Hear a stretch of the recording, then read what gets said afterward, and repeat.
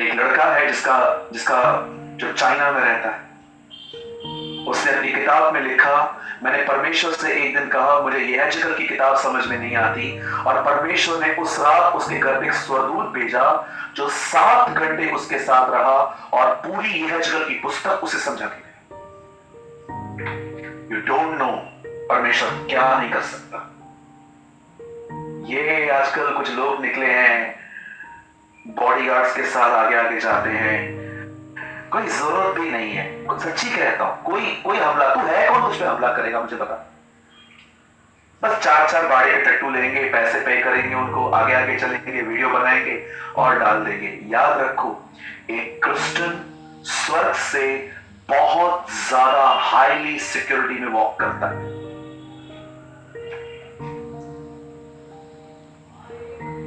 याद रखिए, आपको किसी की भी नीड की जरूरत नहीं है।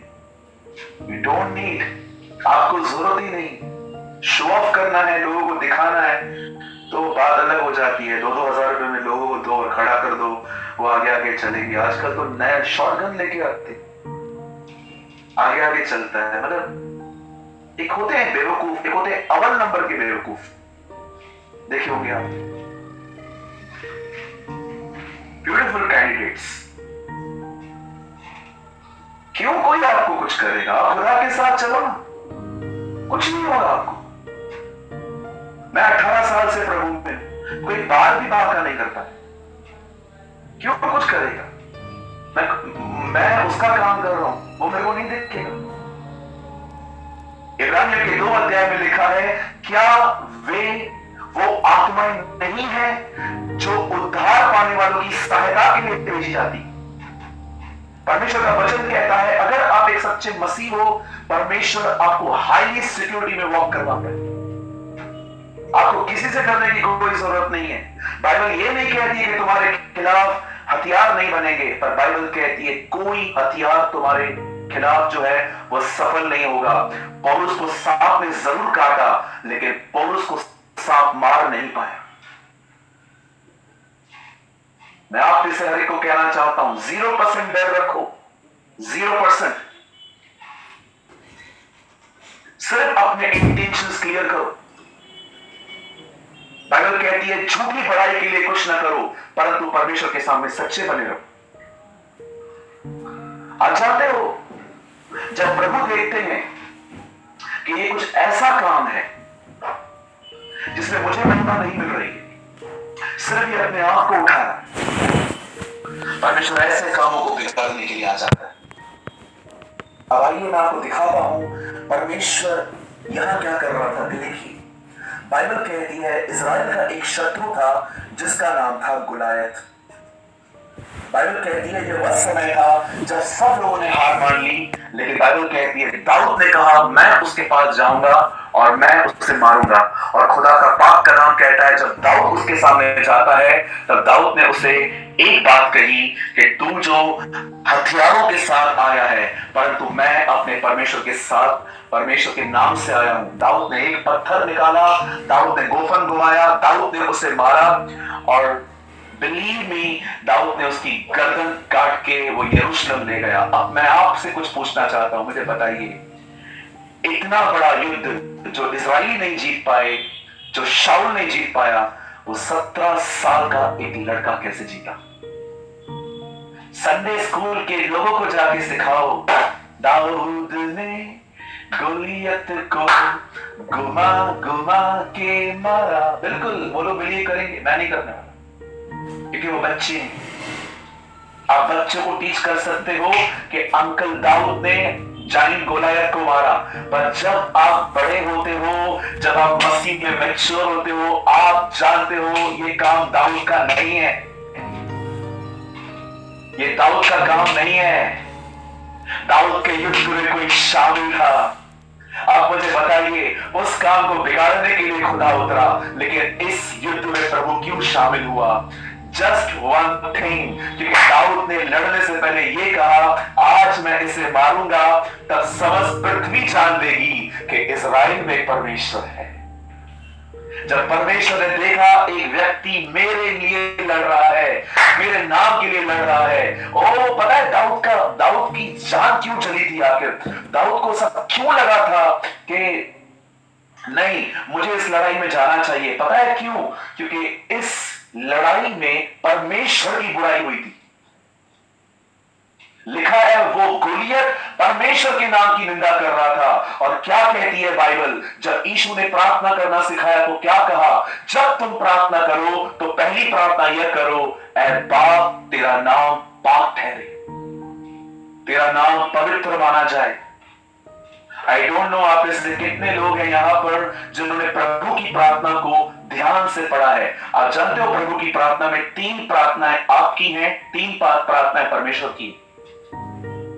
कितनों की बात जानते हैं? जैसे हम एक दूसरे को प्रार्थना निवेदन देते हैं, भाई मेरे लिए प्रेयर करना, भाई मेरे लिए प्रेयर करना, बहन मेरे लिए प्रेयर करना, और हम एक दूसरे के लिए प्रार्थना करते हैं। आप जानते हो ये एक ऐसी प्रार्थना है जिसमें परमेश्वर ने 3 अपने प्रार्थना निवेदन आपको दिए। चलिए प्रभु आपको फिर से देगा आज। भाई जब भी तू प्रेयर करता है ना, तो ये 3 प्रार्थनाएं प्रभु की तरफ से प्रेयर रिक्वेस्ट है तुझे। पहली प्रार्थना, प्रार्थना करो मेरा नाम पवित्र है। प्रभु आपका नाम अशुद्ध है ना, मेरा नाम स्वर्ग में पवित्र है। अब प्रार्थना करो पृथ्वी पर भी। दूसरी प्रार्थना ये करो, मेरा राज्य आए, माय किंगडम कम। प्रभु आपका राज्य यहां नहीं है? नहीं, मेरा राज्य स्वर्ग में है। और प्रार्थना करो जमीन पर भी है। प्रभु आपके राज्य में क्या है? वहां बीमारी नहीं है, वहां गरीबी नहीं है, वहां श्राप नहीं है, वहां आंसू नहीं है, वहां पर कुछ भी गंदगी नहीं है। प्रार्थना करो वो राज्य पृथ्वी पर भी है। और तीसरी प्रार्थना, जैसे मेरी मर्जी स्वर्ग में पूरी होती है वैसे मेरी मर्जी अर्थ पे भी हो। 3 प्रेयर रिक्वेस्ट। अब आप ये कर बैठोगे ना? अब आइए, प्रभु आपको चांस दे रहा है। अब ये आपकी 3 प्रार्थनाएं प्रभु को देनी है। मुझे रोटी दे, बुराई से बचा, परीक्षा में न डाल। 3 प्रार्थना निवेदन परमेश्वर की, 3 प्रार्थना निवेदन आपके। और जानते हो अंत में क्या कहना है? आमीन। पहला वर्ड क्या है? ऐ हमारे पिता। ये प्रार्थना शुरू होती है परमेश्वर से। आमीन यीशु मसीह का नाम है, और ये प्रार्थना खत्म होती है यीशु के नाम। और जानते हो ये प्रार्थना करवा कौन रहा है? पवित्र आत्मा। A beautiful prayer of Father, Son and the Holy Spirit.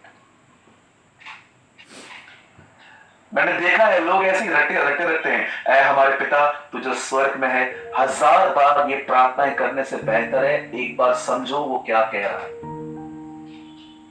This is not just a prayer, this is a lifestyle. आप वो व्यक्ति हैं जिसको देखकर लोग कह सकते हैं मैं बहुत से मसीहों से मिला हूं, लेकिन ये अलग है। आप वो हैं जिसके द्वारा उसका नाम पवित्र ठहर सकता है। जब आप परमेश्वर की इच्छा पर चलते हो ना, लोग कह सकते हैं, मैंने बहुतों को देखा है बैप्टिज्म लेने के बाद भी शराब पीते हैं, लेकिन ये बंदा परमेश्वर की मर्जी पे चलता है।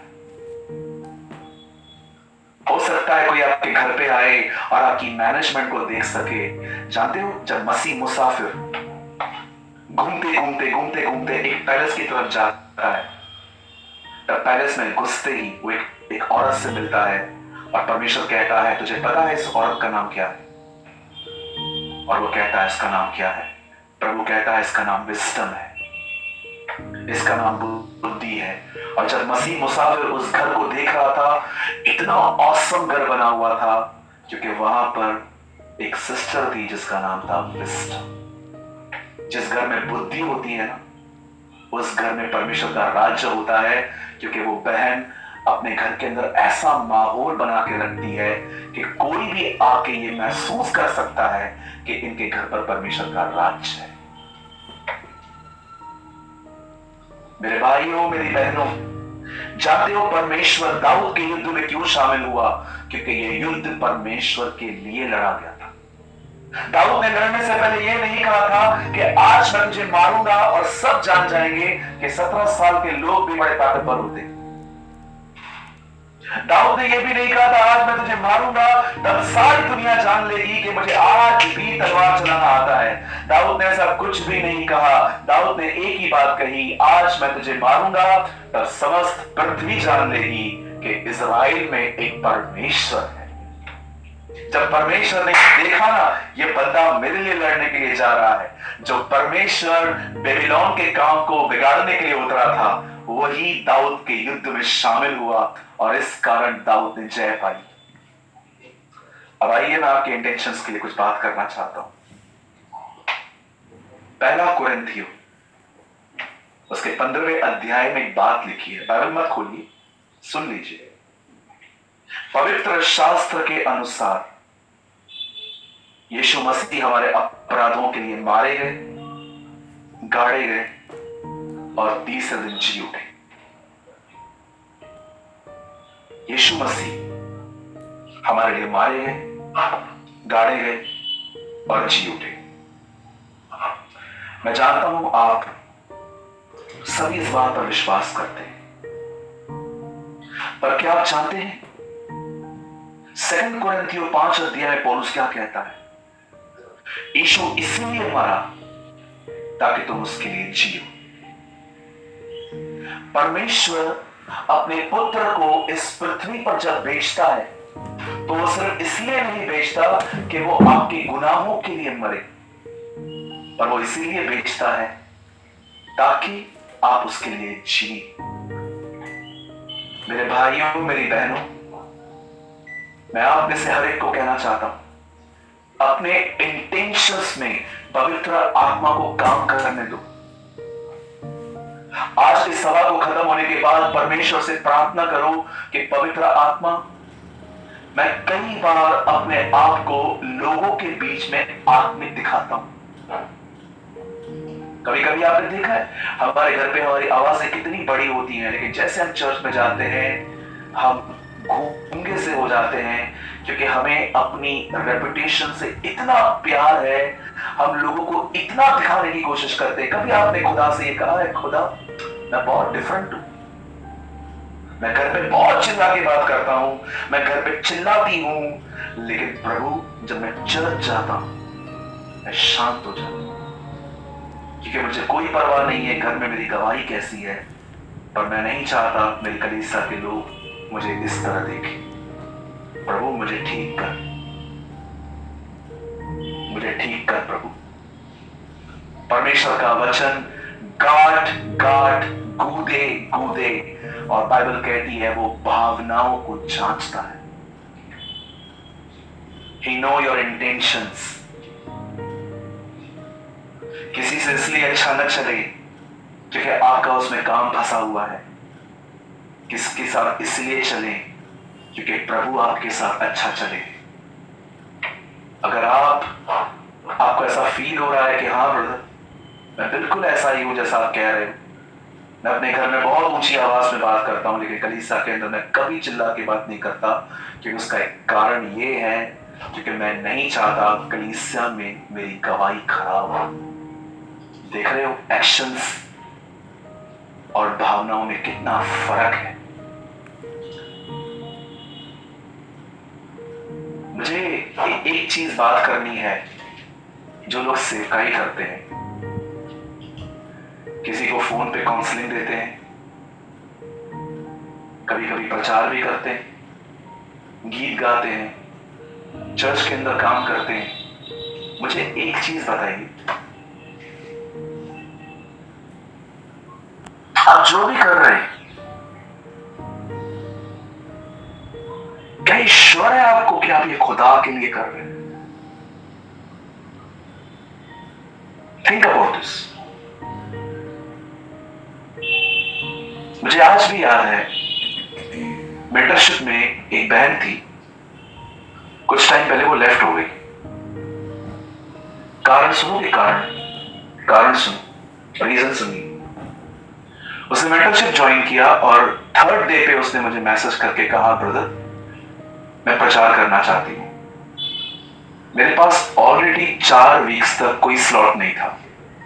मैं 4 वीक तक सबको बोल चुका था कि आप प्रचार करोगे, और मैंने उससे कहा बहन 1 महीना रुकिए, 15 दिन के बाद उनका फिर से मैसेज आया, क्या मैं इस शनिवार को प्रचार करूं? मैंने कहा बहन, हमने ऑलरेडी किसी को बोल दिया है, क्योंकि ऑलरेडी फिक्स है। और 4 हफ्ते हो जाने के बाद उनका एक और मैसेज आया, क्या मैं इस हफ्ते में प्रभु का वचन शेयर कर सकती हूं? ट्रस्ट मी, मैंने उनको कहा सिस्टर आप क्या प्रीच करोगी? थोड़ा मैं जानना चाहता हूं, क्योंकि मुझे डर लगता है कि कभी कभी कुछ ऐसा टॉपिक ना निकाल दें। तो उन्होंने मुझे कहा, ब्रदर आपको ऐसा क्यों लगता है कि आपको ही प्रचार आता है? Now see the way of talk. मैंने कहा नहीं बहन, आप गलत समझ रहे हो मुझे। मैं ये नहीं कह रहा हूं कि मुझे प्रचार करना आ रहा है, पर आपको मैं पहली बार मौका दे रहा हूं, तो मुझे भी पता होना चाहिए कि आप क्या बताने वाले हो। थोड़ा मुझसे शेयर करो। 10 मिनट में she left the group. 10 minute में उसे ग्रुप छोड़ दिया और मुझे साइड से आके मैसेज किया, गॉड ब्लेस यू ब्रदर प्रेमानी। मैंने कहा यूट्यूब, मुझसे ज्यादा तुझे जरूरत है। मुझे एक बात बताइए, अगर आपको कभी सेवा नहीं मिल पा रही है, कभी आपको आपका पास्टर आपको मिनिस्ट्री नहीं करने दे रहा है, या वो आपको बोल रहा है वेट करो, निराश क्यों होते हो?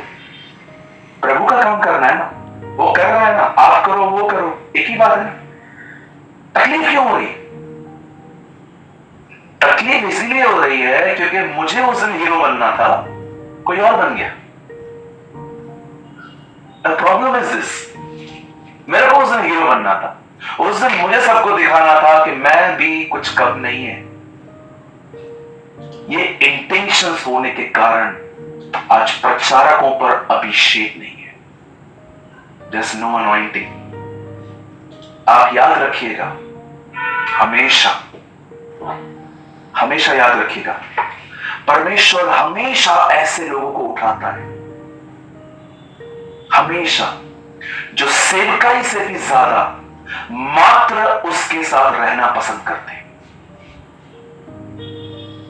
बहुत इजी है ना इधर समझना? हाँ, है ना? बहुत इजी है ना, इधर समझियो। आज भी कह रहा हूं, अगर मैं आप में से किसको कहूं कि कल सोमवार है, आपको प्रचार करना है, और आधा घंटा पहले मैं आपको कह दूं, मैं किसी और को बता दिया, ये जो ऐसे करते हो ना, ये पूरा निकल जाएगा। बहुत इजी है यहां पर चीजों को समझाना। ट्रस्ट मी, मैं आज भी अपनी चर्च को सुबह सुबह बता रहा था, मैं आपको भी बताना चाहता हूं। यहां देखिए, इधर से इधर तक आने के लिए कितने हथौड़े पड़े हैं ना, वो मुझे पता है। आपने देखा है जब हमारी लोकल ट्रेन, हमारी जो इंडियन ट्रेन होती है, उसमें एक जनरल बोगी होती है जिसमें सब कोई बैठ के जाता है, और बिल्कुल उसके पास में एसी कोच रहता है। कितना फर्क है, कितना गैप है, इतना सा। पर आपको पता है, इससे यहां आने में कुछ लोगों को सालों लग जाते हैं। मैं एक दिन स्टेशन पे खड़ा हुआ था और मैं ऐसे ही जस्ट आए, खुदा ने मुझे भी अच्छा सेंस ऑफ ह्यूमर दिया, तो ऐसे ही मैं ट्रेन देख रहा था। तो मैंने ट्रेन देखे मैंने क्या देखा कि एक जनरल बोगी थी, वहां पर ऐसे लोग पड़े हुए थे, गोलियों की तरह एक दूसरे के ऊपर पड़े हुए थे, और बिल्कुल उसके पास में एक एसी कोच था, आराम से लोग चढ़ रहे थे। मैंने खुदा से कहा, खुदा कितना कम फासला है ना, लेकिन इधर से यहां तक आने में सालों लग जाते। उधर टिकट 1200 रुपया, इधर टिकट 6000 रुपया। अब याद रखिए, यहां से यहां उतरने में बहुत टाइम लगता है। मैं आप में से हर एक को कहना चाहता हूं, पवित्र आत्मा से कहिए, पवित्र आत्मा मेरे इंटेंशंस को प्यूरिफाई कर। मैं जो कुछ करूं आपके लिए करूं, इसलिए ना करूं कि मैं कुछ हूं। मुझे पास्टर दिनेश कभी कहते हैं ना, brother I have a word from the Lord, आज मुझे परमेश्वर का वचन है, मैं उसको कहता हूं, go and preach. Trust me, कोई प्रॉब्लम नहीं है, प्रभु का वचन है ना, पक्का ना? हाँ, लोग आशीषित होंगे ना? हाँ, गो, तू बात कर, मैं नीचे बैठ जाऊंगा आराम से, क्या प्रॉब्लम है, क्या इशू? तू तू तू प्रचार कर, मैं बैठ जाऊंगा। कई बार आप में से बहुतों को पता भी नहीं चलता, जब आप मेंटरशिप में प्रीच करते हो मैं किसी और आईडी से जुड़ जाता हूं और मैं पूरा प्रचार सुनता हूं बैठ के, मजा आता है मुझे। हाँ बिल्कुल बहुत मजा आता है। मैं कई बार किसी और आईडी से जुड़ जाके ऐसे ही 000 लगा के मैं बैठ जाता हूं। ओ खुदा का काम हो रहा है ना, क्या प्रॉब्लम है, लोग ब्लेस्ड हो रहे हैं, आशीषित हो रहे हैं। मुझे एक बात बताओ भाइयों पास्टरों, यहां पर जो भी पास्टर्स हैं, पास्टर जी दूसरे को मौका नहीं दोगे तैयार कैसे होगा? हर जगह पे खड़े हो, वन मैन शो, मैं। जब तक आप किसी और को मौका नहीं देंगे वो तैयार कैसे होगा?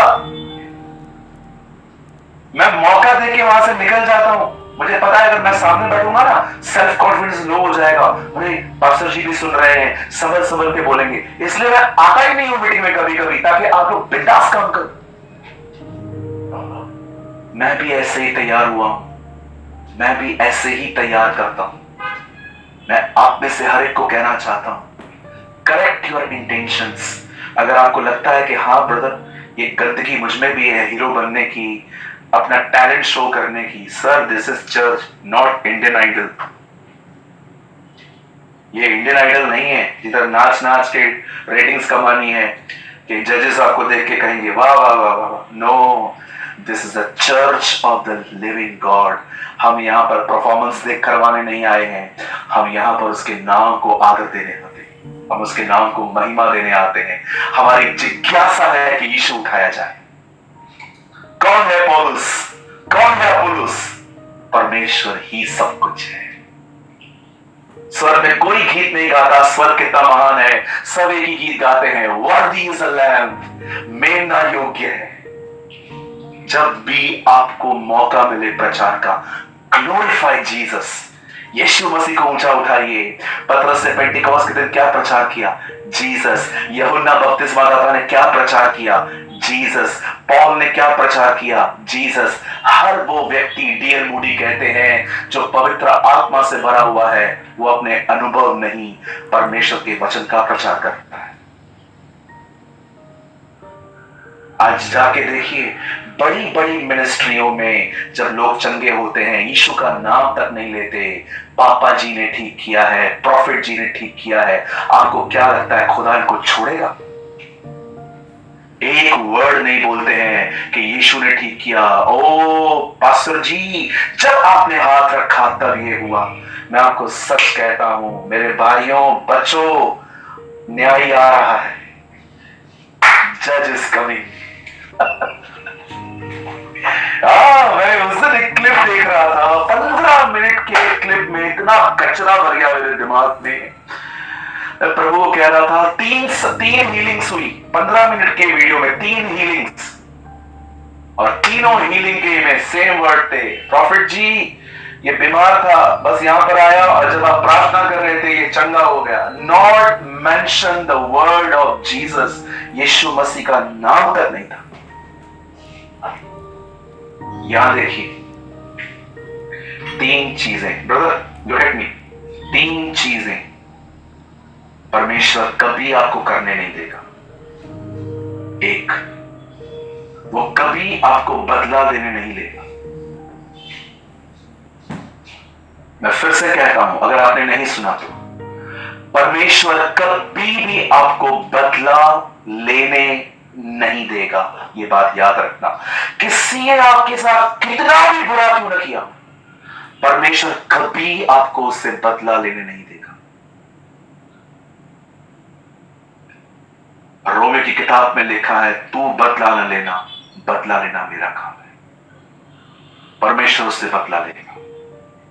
सेकंड, परमेश्वर आपको कभी किसी का न्याय करने नहीं देगा कि आप मरने से पहले किसी के लिए यह कहो कि नरक में जाएगा, कभी मत कहना।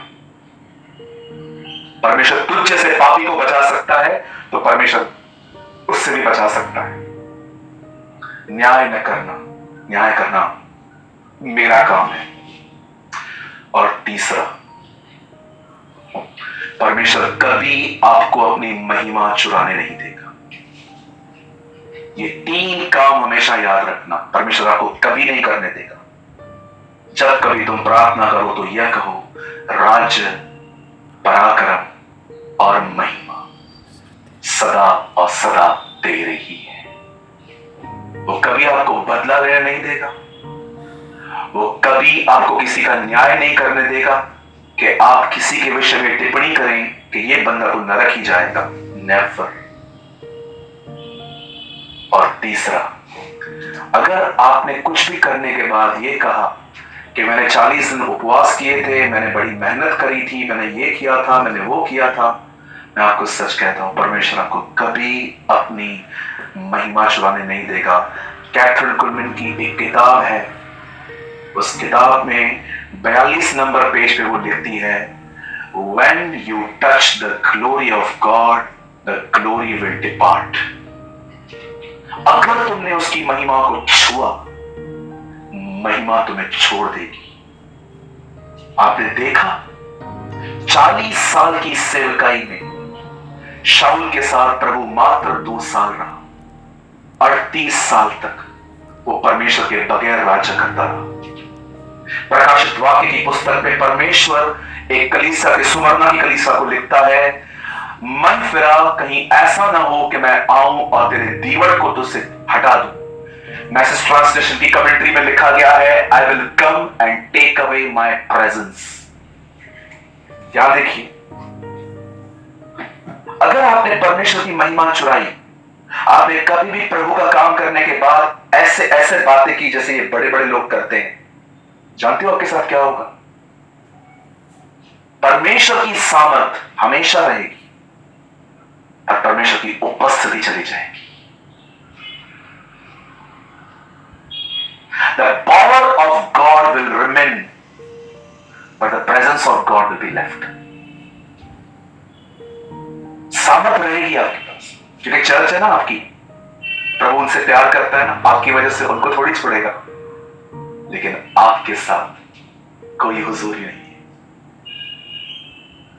इसीलिए वो लोग कहते हैं, हे प्रभु, हमने आपके साथ, हमने आपके नाम से ये किया था, वो किया था, वो किया था। मुझे बताइए, इनको पास इतने बड़े बड़े चमत्कार करने की ताकत कहां से आई? वे जान भी नहीं पाए थे कि सामर्थ है, पर प्रभु चला गया है। इसलिए मैं उनसे कह दूंगा, मैं तुम्हें नहीं जानता। प्रभु आप नहीं जानते हो, सामर्थ तो है, सामर्थ तो मेरे नाम में थी, ये नाम लेते थे, चमत्कार होते थे, पर क्या मैं इनके साथ था? एक होती है जनरल प्रेजेंस, प्रभु सबके साथ है। एक होती है बहुत पर्सनल प्रेजेंस, जो मूसा जिसमें चलता था। किधर है वो?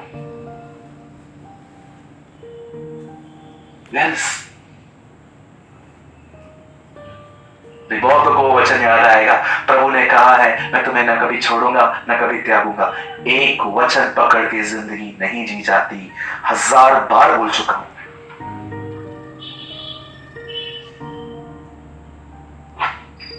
इसीलिए आप बहुत सारी बड़ी बड़ी सेवकाइयों को देख के बेवकूफ बन जाते हो, वो इतने बड़े चमत्कार होते हैं। पावर ऑफ गॉड है, प्रेजेंस किधर है? जिस दिन प्रेजेंस आई ना, उस दिन अगर आपके पैरों को कोई छुएगा ना, आप पीछे हट जाओगे। आप कहोगे ये मत कर, मात्र परमेश्वर की महिमा कर। लेकिन जिनके साथ प्रेजेंस नहीं रहती है ना, वो अक्सर अपने कलीसिया के अंदर हर तरह की नॉनसेंस होने देते हैं।